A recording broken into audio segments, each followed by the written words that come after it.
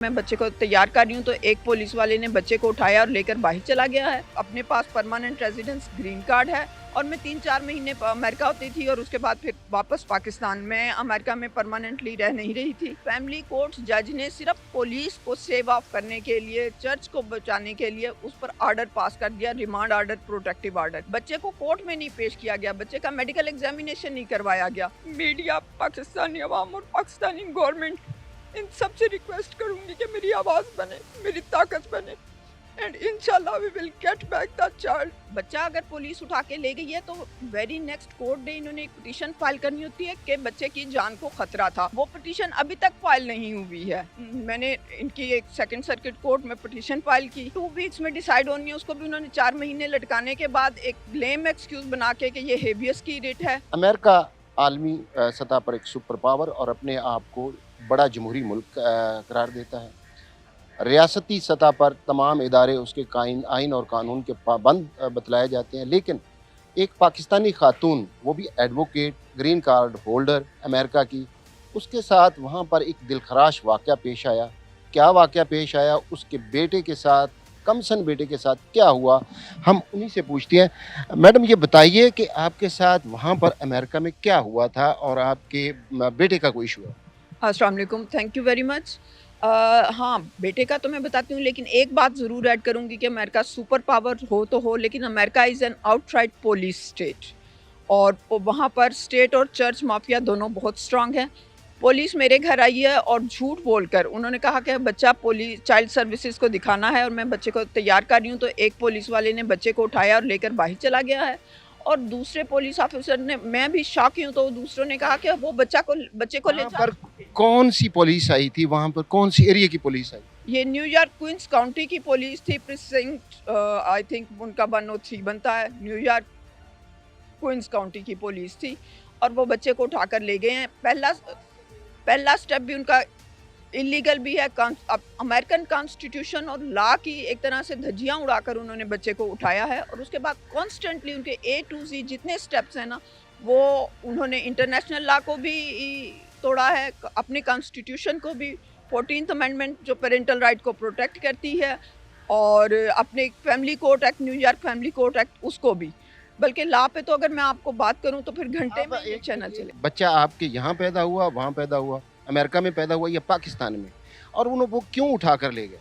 बच्चा अमेरिका में पैदा हुआ। मैं उस वक्त अमेरिका में थी, मेरे अपने पास परमानेंट रेजिडेंस ग्रीन कार्ड है और मैं 3-4 महीने अमेरिका होती थी और उसके बाद फिर वापस पाकिस्तान में अमेरिका में परमानेंटली रह नहीं रही थी।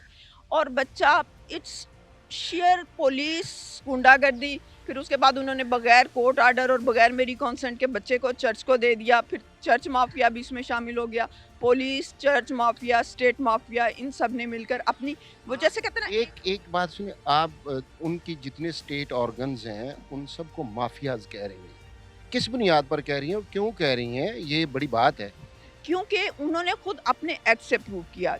जैसे मैंने बताया कि बच्चे को चर्च को दिया बगैर कोर्ट आर्डर के, बगैर पेरेंटल कंसेंट के। फिर फैमिली कोर्ट एक्ट ने ऑर्डर पास किया एक ऐसी पिटीशन पर जो पिटिशनर लेस और कंप्लेनेंट लेस है। यानी आप सोचें कि पाकिस्तान में तो फाइल ही नहीं हो सकती एक पिटीशन के जिसके एंड में पिटिशनर ने सिग्नेचर और वेरिफिकेशन नहीं किए। यानी ये ऐसे ही है जैसे हाई कोर्ट में बुशरा अहमद एक पिटीशन फाइल करे और आखिर में उसके सिग्नेचर और वेरिफिकेशन नहीं है, तो इट्स अनइमेजिनेबल किसी भी मुल्क में कि वो। और वहाँ पर ऐसा ही हुआ है कि आंद्रिया गुआरे ने चाइल्ड सर्विसेज के बिहाफ पे ये पिटीशन फाइल हुई है और एंड में उसके साइन और सिग्नेचर ही नहीं है, कोई कंप्लेनेंट नहीं, कोई पिटिशनर नहीं। और फैमिली कोर्ट जज ने सिर्फ पुलिस को सेव ऑफ करने के लिए, चर्च को बचाने के लिए उस पर ऑर्डर पास कर दिया, रिमांड ऑर्डर, प्रोटेक्टिव ऑर्डर। बच्चे को कोर्ट में नहीं पेश किया गया, बच्चे का मेडिकल एग्जामिनेशन नहीं करवाया गया। तो ये सब चीज़ें जो हैं ये खुद प्रूव कर रही हैं कि वहाँ पर स्टेट, चर्च माफिया और पुलिस, उन सब की। बच्चा किधर गया? बच्चा इस वक्त न्यूयॉर्क में कैथोलिक गार्डियन चर्च के हेबियस कॉर्पस में है। ये मैं नहीं कहती, इंटरनेशनल लॉ कहता है, क्योंकि और उनका अपना फैमिली कोर्ट एक्ट भी यही कहता है कि 1055, 1056 की प्रोसीडिंग्स के में बच्चे को गार्डियनशिप के हवाले किया जाएगा। वो प्रोसीडिंग्स होंगी, वो प्रोसीडिंग्स इन्होंने की ही नहीं। उसके बगैर ही बच्चे को चर्च को दे दिया, क्योंकि इनका ख्याल था कि शायद ये माओ को बेवकूफ़ बनाने, पागल डिक्लेयर करने और मारने के हिले हुए हैं, क्योंकि अगर आप आर्टिकल 14 का केस ला पढ़ रहे हैं पेरेंटल राइट पे, तो बड़े-बड़े हीनियस केसेस मिलेंगे आपको। सिर्फ मेरा केस ही नहीं है, बहुत और भी हीनियस केसेस हैं। तो इन्होंने गार्डियनशिप की प्रोसीडिंग्स नहीं की और डायरेक्ट चर्च को दे दिया। वहाँ पर पाकिस्तानी सफारत खाने ने आपके लिए कोई कोशिश नहीं की थी? आपने वहाँ से रजू किया था वहाँ पर? जी, मैं उस वक़्त पाकिस्तानी न्यूयॉर्क में कॉन्सुलेट में भी गई और मैंने एम्बेसी को भी टच करने की कोशिश की, लेकिन उस वक़्त किसी ने मेरी कोई बात नहीं सुनी। आपको पता है कि just a single mother I was there. तो तमाम चीज़ें अपनी जगह कानूनी, आईनी ज़ाब्ते रियासत के। बतौर माँ, अब आप क्या फ़ील करती हैं अपने बच्चे के लिए और बच्चे के बगैर? मैं ये फ़ील करती हूँ कि बहुत तकलीफ़ तो है, लेकिन मैं मीडिया, पाकिस्तानी अवाम और पाकिस्तानी गवर्नमेंट, इन सब से रिक्वेस्ट करूँगी कि मेरी आवाज़ बने, मेरी ताकत बने, एंड इंशाल्लाह we will get back that child. हम कमज़ोर नहीं हैं and we can do it.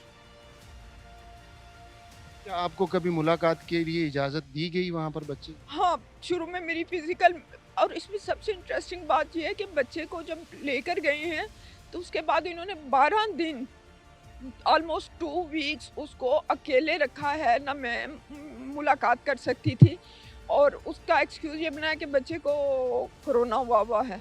हालाँकि बच्चे को कोरोना भी नहीं था, जस्ट कि माँ इतनी शैटर हो जाए कि फिर उसमें कुछ लीगल फाइट करने की ज़रूरत ही ना रहे। लेकिन मैं चूँकि खुद भी लायर और खुदा के करम से मेरे पास अल्लाह मियाँ ने एज़ अ माँ बहुत स्टेमिना दिया है। कोई और एफ़र्ट की हो? एक तो सफारत खाना हो गया, वहाँ पे पुलिस है, कोर्ट है, वहाँ पर सुप्रीम कोर्ट है, हाई कोर्ट है, वहाँ पर दीगर जो अदालतें हैं, आप उस जो इब्तदाई कोर्ट है, उसके फ़ैसले को आपने चैलेंज किया किसी जगह पर? जी हाँ, इब्तदाई कोर्ट ने जो फ़ैसला दिया, जो कि अनइमेजिनेबल है, कि एक petitioner less complainant less petition पे, और हाँ, सबसे बड़ी बात जो उसमें ये है कि बच्चा अगर पुलिस उठा के ले गई है, तो वेरी नेक्स्ट कोर्ट डे इन्होंने एक पिटिशन फाइल करनी होती है, के बच्चे की जान को खतरा था गार्डियन से, माँ से या बाप से। वो वेरी नेक्स्ट कोर्ट डे वो पिटीशन अभी तक फाइल नहीं हुई है। वो पिटीशन इन्होंने फाइल ही नहीं की, उसकी जगह पिटीशन निगलेक्ट केस है। निगलेक्ट केस में बच्चे को पुलिस वारंटलेसली उठा ही नहीं सकती। और मैंने हर जगह पे इसको फॉलो किया, फैमिली कोर्ट के आर्डर की अपील भी की, और अपील भी पहले उन्होंने जेपे वर्दी के साल पूरा उसको डिले कर दिया, और साल बाद वो अपील भी अब डिसमिस कर दी उन्होंने। मैंने इनकी एक सेकंड सर्किट कोर्ट में पिटीशन फाइल की, वो भी 2 वीक्स में डिसाइड होनी है, उसको भी उन्होंने 4 महीने लटकाने के बाद एक लेम एक्सक्यूज़ बना के कि ये हेबियस की रिट है, तो उसको डिसमिस कर दिया। अब हेबियस की रिट ये है कि वहाँ पर आपको पुलिस के नाम इंसिडेंस नंबर वगैरह देना होता है, जो कि पुलिस तो मेरे से बिल्कुल ही आपको पता है कि पुलिस स्टेट है, वो पाकिस्तान एक पुलिस स्टेट नहीं है। लेकिन उन्होंने मुझे कोई इंसिडेंस नंबर और कुछ नहीं दिया, बल्कि ये इनके कॉन्स्टिट्यूशन में है कि अगर पुलिस वारंटलेसली किसी भी घर में जाएगी, तो वो पहले अपना तारुफ करवाएगी, फिर चार्जशीट देगी, फिर इंसिडेंस नंबर बताएगी। लेकिन मेरे केस में उन्होंने ऐसा कुछ नहीं किया। तो यहाँ पहले स्टेप से लेकर और आखिरी स्टेप तक, जब कि last termination of parental rights की पिटीशन की गई है, का ऑर्डर हुआ है, जिसमें चर्च को राइट, अब चर्च किसी के पास लीगल कस्टडी होगी तो वो बच्चे की termination of parental rights.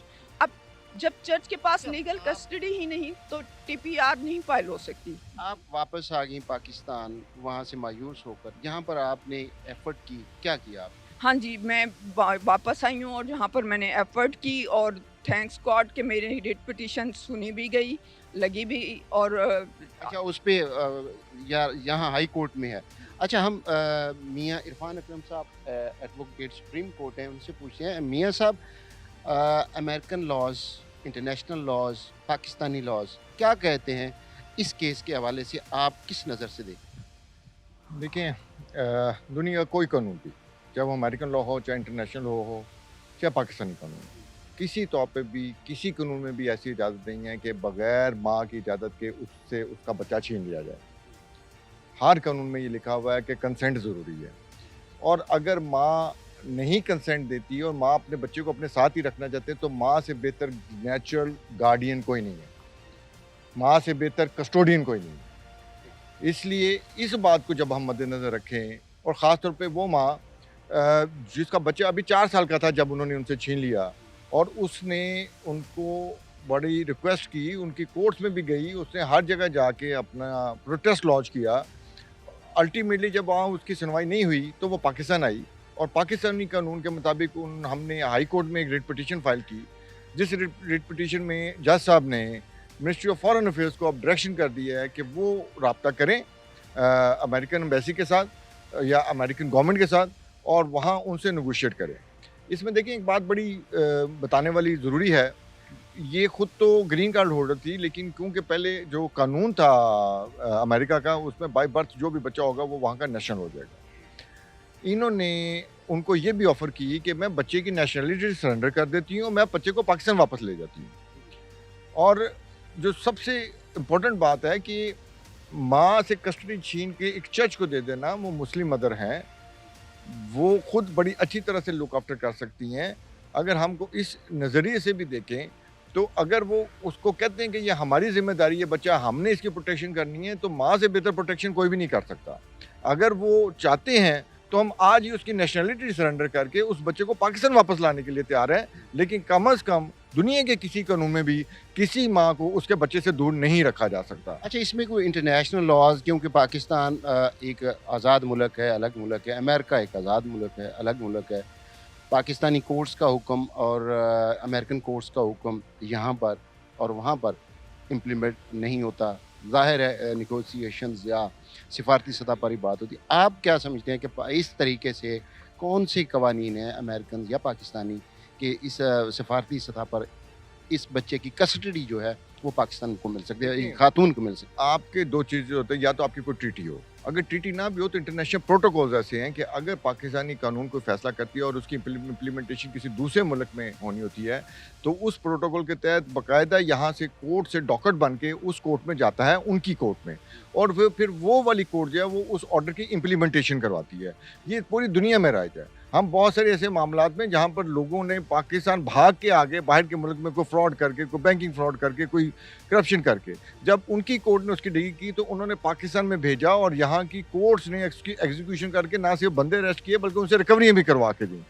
Same ये सिचुएशन है कि अगर पाकिस्तानी कोर्ट में हम ये साबित कर देते कि पाकिस्तानी कानून के तहत भी और उनके कानून के तहत भी माँ को बच्चे से दूर नहीं रखा जा सकता, और बच्चे के लिए सबसे ज़रूरी चीज़ है कि उसकी कस्टडी माँ को वापस दी जाए, ताकि वो आगे उसकी जो परवरिश है वो प्रॉपर उस माहौल में हो सके जिसमें कि एक मुस्लिम माँ उसका करना चाहती है, और वो सिंगल पेरेंट मदर उसकी पूरी तरह लुक आफ्टर करना चाहती है। इस हिस्से में जो भी कोर्ट से ऑर्डर होगा, इंशाल्लाह उसको हम इंटरनेशनल प्रोटोकॉल के तहत वहाँ से इम्प्लीमेंट करवा के बच्चा हम वापस ला सकते हैं।